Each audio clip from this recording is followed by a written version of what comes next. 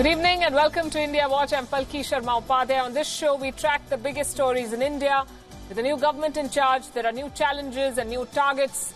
There's a lot that needs to be highlighted and discussed. In the next 30 minutes, we'll bring you up to speed with India. As always, verified updates, unbiased analysis. Let's start with what's happening in Modi 2.0. Living up to its billing, the government is breaking the shackles of convention yet again. Here's the latest in that direction. India's National Security Advisor, Ajit Doval, is back with a second term and a cabinet rank. Again, an unprecedented move by this government. His term as the National Security Advisor has been extended for a period of 5 years. More importantly, Mr. Doval has been given a cabinet rank in recognition of his contribution in the domain of national security. Remember, as the man in charge of the national security establishment that includes all anti-terror and intelligence outfits, Mr. Doval is among the most powerful officers in the country. He's 74 years old. He headed the Intelligence Bureau at one point in time. Ajit Doval is a 1968 batch Indian Police Service IPS officer. Under his watch as NSA, India had conducted two important anti-terror operations. One, the 2016 surgical strikes on Pakistan after the Uri terror attack, and two, the recent Balakot airstrikes by the Indian Air Force after the Pulwama terror attack. Here's something you may not know about him, though. Mr. Doval was the first police officer to receive the Kirti Chakra back in 1988. His elevation to the cabinet rank is significant for many reasons. It's also a balancing act of sorts. Earlier, Mr. Doval enjoyed the status of Minister of State, MOS. Dr. S. Jaishankar, as Foreign Secretary, was ranked below him, even reported to him. Now that Dr. Jaishankar is a cabinet minister, he has a cabinet rank, Mr. Doval has also been elevated. The first national security advisor in India to be accorded a cabinet minister status. A cabinet minister, we can tell you, is ranked 7th in the order of precedence in the government of India. An MOS, Minister of State, is ranked at the 10th position. The senior-most bureaucrat in the government, the cabinet secretary, is ranked 11th in this list. Secretaries to the government of India and secretary to the Prime Minister are ranked at the 23rd position in the order of protocol. Previous NSAs like Brijesh Mishra under Atal Bihari Vajpayee, M.K. Narayanan, J.N. Dikshit and Shiv Shankar Menon under Manmohan Singh all enjoyed the rank of ministers of state. Now, India's new defense minister, Rajnath Singh, visited Siachen today, the highest militarized zone in the world. This was the minister's first visit to a defense base outside New Delhi after taking charge of his portfolio. Army Chief General Bipin Rawat was with him. Rajnath Singh visited a forward post and the Siachen base camp. He interacted with the troops who are guarding the border beyond altitudes of 12,000 feet. Tributes were also paid to the martyred soldiers who sacrificed their lives while serving in Siachen. Rajnath Singh tweeted, and I quote, "I'm proud of all army personnel serving in Siachen who are leaving no stone unturned to defend our motherland. I'm also proud of their parents who have sent their children to serve the nation by joining the armed forces. I will personally send a thank you note to them," unquote. The Siachen Glacier in the Karakoram Range is the highest battlefield in the world where soldiers have to guard against not just the enemy but also battle frostbite and high winds. Ever since Indian forces took control of the Siachen Glacier back in 1984, both India and Pakistan have fought intermittent artillery duels. Even though the area is under Indian military control, the two sides remain locked in a standoff. And from a military standoff to a war of words, quite literally this one, barely 4 days in power, the new Indian government is facing a backlash on its new draft education policy. At the center of the uproar is a proposed three-language formula, a formula that the government has now rolled back, but not before it snowballed into a full-fledged row. So let's take you through what happened. On Friday, the freshly minted government released its draft education policy. This draft proposed the continuation of an old policy, the three-language policy.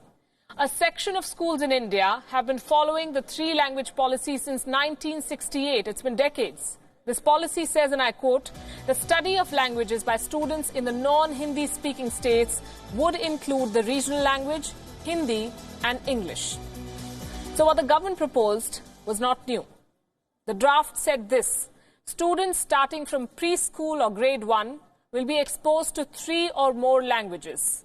The medium of instruction till class 5 would be the child's mother tongue. The idea is that a multilingual India would mean a better educated and nationally integrated India. But this message was lost on many states. That's not how they saw it. From Tamil Nadu and Karnataka to Maharashtra and West Bengal, the backlash was swift. These states were offended with parts of the policy, especially the part that talked about Hindi. The states saw it as the imposition of Hindi on them and, by extension, the imposition of a culture that was not theirs. Tamil Nadu led the protests as always. The BJP's own ally, the AIDMK, rejected this draft. It runs the state government in Tamil Nadu, and it said that the state of Tamil Nadu will continue with its two-language policy as before. The subject of Hindi is a touchy one in this part of India. Tamil Nadu has historically opposed any attempt at elevating Hindi above other Indian languages. Anti-Hindi protests raged across the state from 1937 to 1940. In 1965, language riots in the state killed as many as 70 people, 7-0. Back then, it was the Congress under former Prime Minister Jawaharlal Nehru that was leading the attempt to make Hindi the country's official language. They failed. In the current scenario, the government has gone into damage control mode. Over the weekend, the new HRD Minister of India, Ramesh Pokhriyal, issued a clarification. हमारे प्रधानमंत्री जी और हमारी government ने पहले से ये तय किया है कि सभी भारतीय भाषाओं का हम पूरी ताकत के साथ सम्मान करेंगे और उसका विकास करेंगे।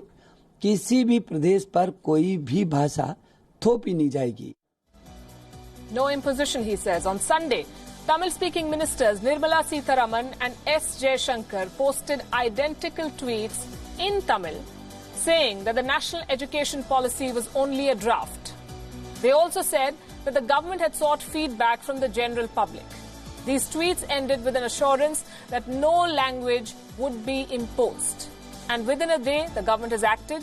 Clearly, this government does not want to take chances. It has dropped the offending clause from the draft policy. The revised version offers, quote-unquote, flexibility in the choice of languages. It has dropped the reference to which language students may choose. For the moment, this issue has been diffused.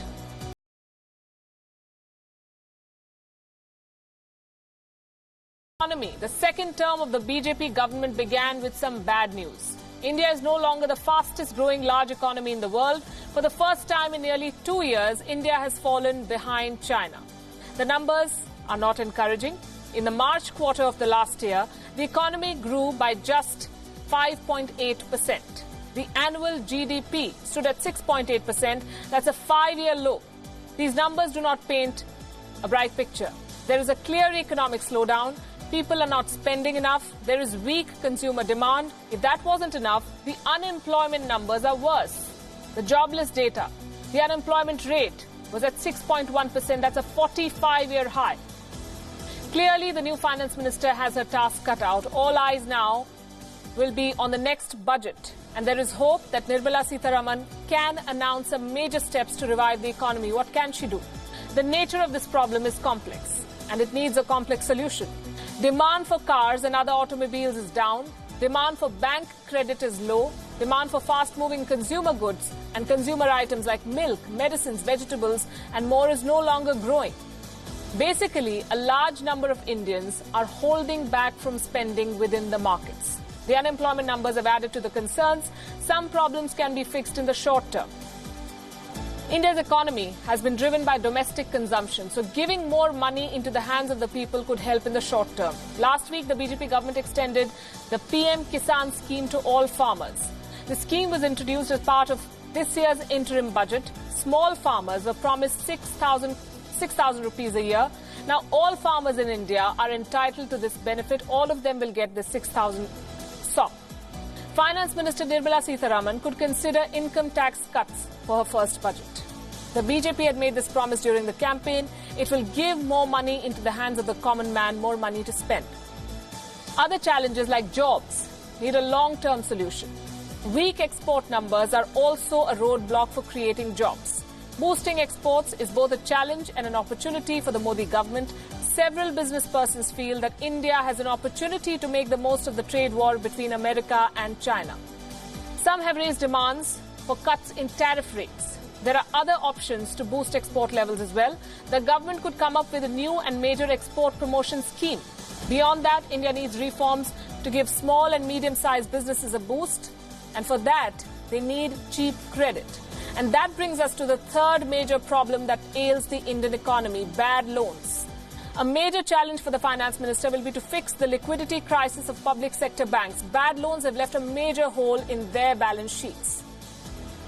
It's a crisis that has been much talked about, but the situation demands urgent action from the government.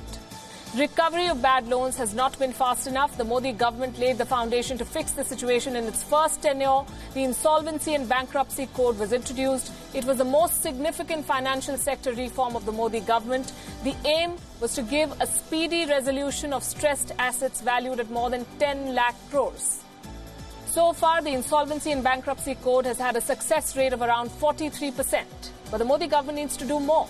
India's public sector banks need more. According to credit rating companies, public sector banks need an infusion of up to 40,000 crore rupees. It is unlikely that the government will fully recapitalize the public sector banks, but it needs to come up with a way to get them back on their feet. Joining us this evening is from New York is Dr. W.P. Singh Sidhu, professor at the Center for Global Affairs, New York University. Good evening and thank you for joining us here. Statistics, they say, without context can be misleading. What is your assessment of the situation in India, the Indian economy? Well, I think you did an excellent summing up there of the challenges that face this particular government. Essentially, the growth numbers are down. We've known that for a while, but it's only that the government has admitted it now. So what else can the government do and needs to do now in the way going forward? I think there are 2 or 3 things that it needs to do right away. A couple of them you've already referred to. One is trade. The second is exports, which is obviously related to trade. And this is where I think sectors like defense are something that needs to be stepped up and built up in terms of exports. Look, for example, at what Brazil has been able to do with not high-tech weaponry, but really with low and even medium-tech weaponry. So that's number one. Number two, we have something like $70 billion coming in every year in terms of remittances from the diaspora, which, as you know, is the largest in the world. That is not all going in as investments. And that's another area I think that the government could try and incentivize so that, the diaspora still continues to use the remittances in many ways, but, provides investment in that sense to boost up the foreign direct investments. And third, and perhaps the most significant one, which is something which has been lying over since the last government, is land acquisition. And here, I think the role of the states is going to be very, very critical. And there we've seen that the government has already done a misstep with the education policy. So it will have to move very, very carefully and cautiously as it tries to also develop that part of the economy, which is going to be crucial. We also have Lord Meghnad Desai with us, author and Professor Emeritus at the London School of Economics, joining us from London. Good evening, Lord Desai. Good to have you back on the show.